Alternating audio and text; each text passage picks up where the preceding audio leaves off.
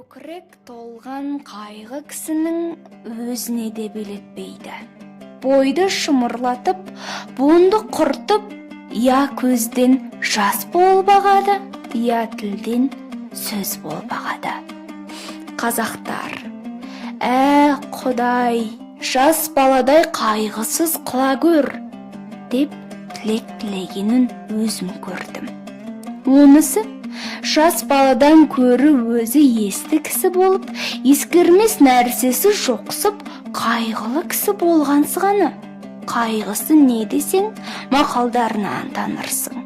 Әуелі, түстік өмірің болса, күндік мал жи. Өзіңде жоқ болса, әкеңде жат.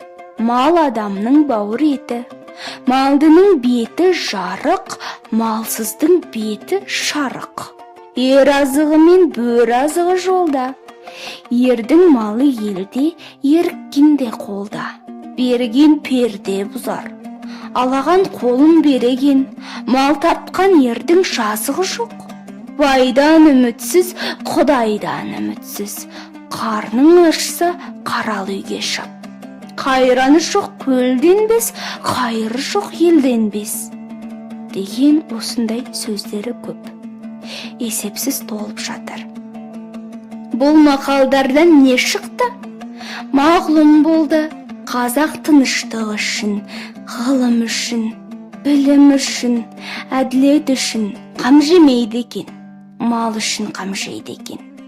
Бірақ ол малды қалайша табуды білмейді екен.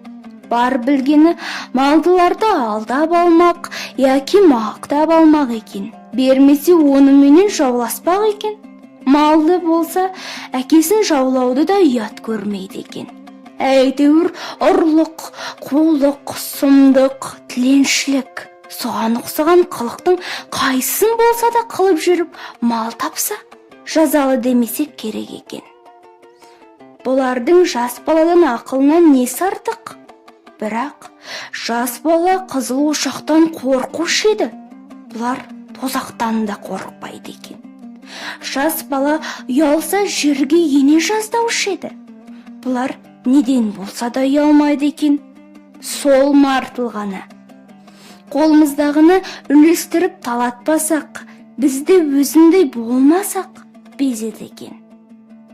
Іздеген еліміз сол ма?